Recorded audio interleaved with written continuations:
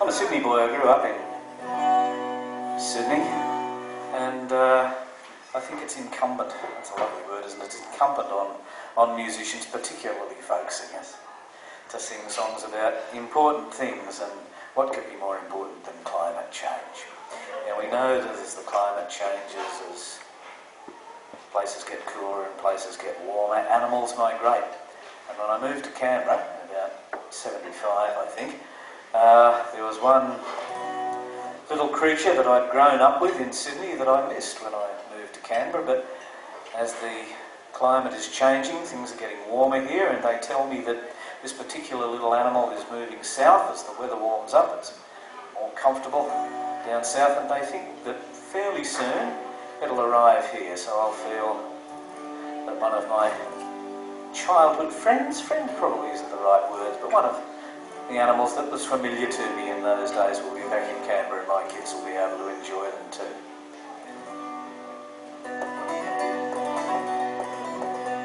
It came out of the dashboard, barely 2 feet from her face, as the heating fan inside the vent began to oscillate.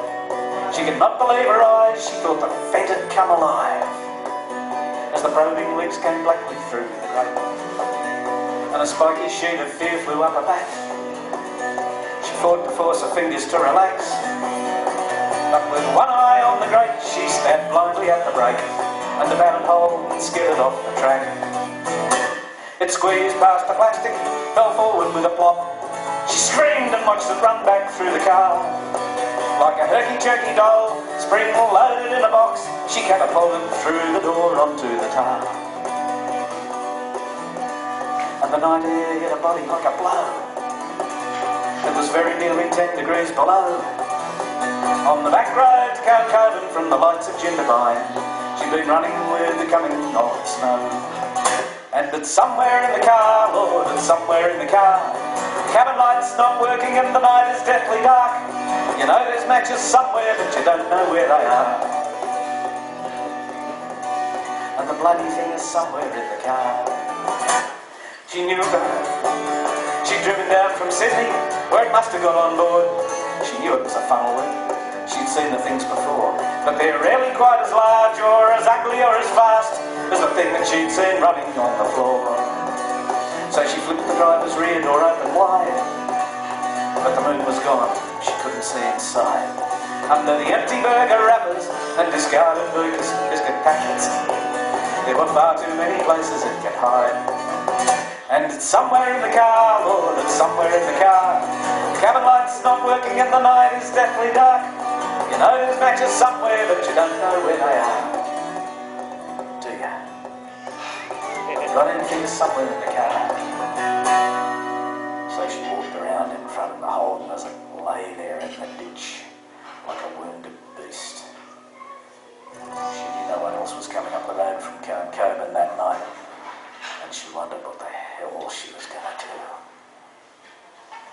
Several feet of fallen tree had come in through the grill, and the one remaining headlight glimmered dimly in the chill.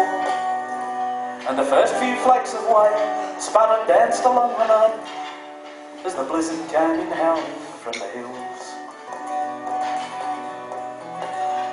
And the horror of the situation dawned. She knew she'd freeze as she sheltered from the storm.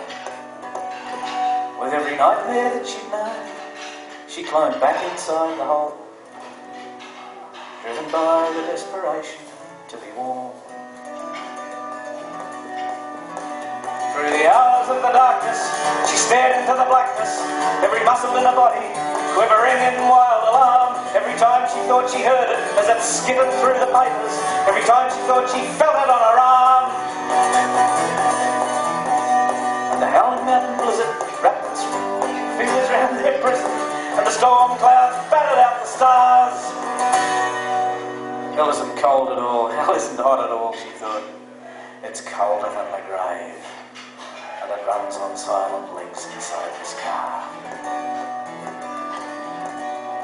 Now the spider died at midnight, frozen by the alpine air. But as it fell down from the roof, there was a scream of wild despair. And the next day they found her there, with a catatonic stare, and the funnel whip still tangled in her hair. So they searched the woman's body for a bite. There was none, but she was dead, and icy white. And the coroner said probably a stress-related coronary, because he didn't want to say she died of fright. And it's somewhere in the car, Lord, it's somewhere in the car. The cabin light's not working and the night is deathly dark. You know there's matches somewhere, but you don't know where they are. And the fucking thing is somewhere in the car.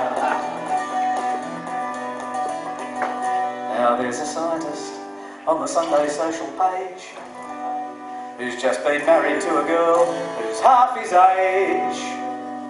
Well, back in his laboratory at Sydney University, there's a funnel wheel that's missing from its cage.